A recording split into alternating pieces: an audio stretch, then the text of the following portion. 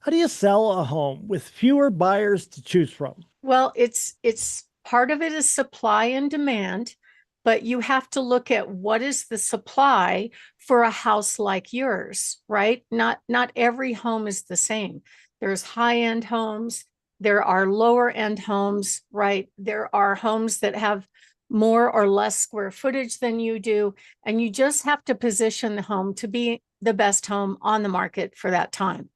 And you have to take into consideration what your current competition is right now. The interest rates are not helping us. And the problem is a majority of the buyer population right now, their age, Gen Xers, which is in their 50s, I think, millennials, they're in their 30s and 40s and maybe late 20s. Gen Z is younger than that.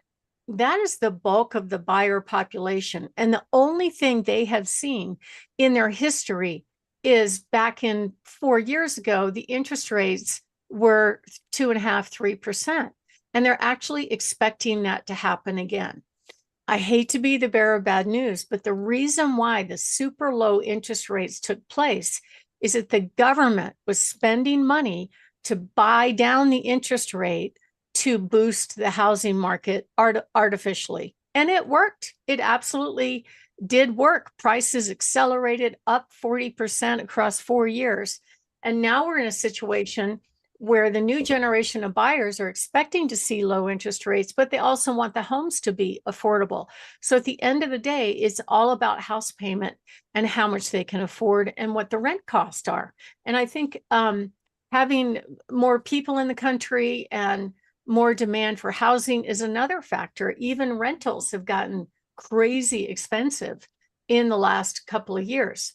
And if you really look at the big picture, this is true for all along the Front Range. It's also true all across the country. In general, since 2023, right after the Fed started raising the rates like crazy, the volume of sales has been relatively the same, like flatlining across the board.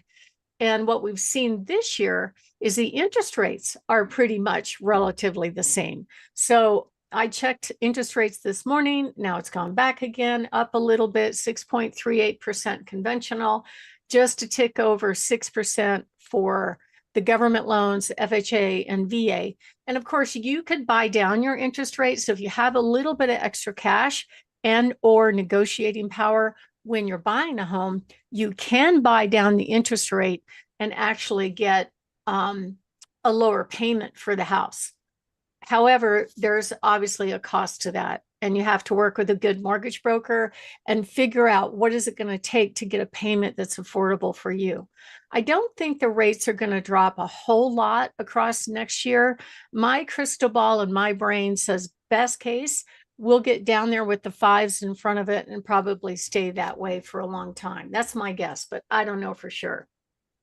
And if you look at what the market has done historically, just in the past, say, 3.5 months since August 1st, the median list price has dropped by $25,000. The average days on market has increased. Now, what days on market means is the time from when the house goes on the market to the time the seller accepts a contract. It's usually another 30 days after that where you actually get to the finish line. So you got to build in a good 4 or 5 months in this market right now to get your home sold and get paid to move on to your next home. Now, a lot of things have affected that. The government shutdown did not help. We've got a lot of government workers in and around this area with 5 military bases not too far away. A lot of those people's paycheck were put on hold for almost 2 months. That's hard for most people to sustain. So I think that will probably turn around. We'll see a little bit of improvements in my crystal ball early in the year. But in general, we're just seeing that the inventory is on the higher side as compared to what it was in 2023 and 2024. The mortgage rates are steady as we go. We've dropped a full percentage point since the beginning of the year. And the smart builders, the smart lenders, the smart sellers are offering incentives to get buyers to make offers. Things like, hey, we'll provide you with some of the loan closing costs to buy down the interest rate to get you a better payment. The builders are doing that very successful now. And that's how they're kind of keeping their sales up. And most of all, it's very important that you hire an agent that knows how to create demand for your home.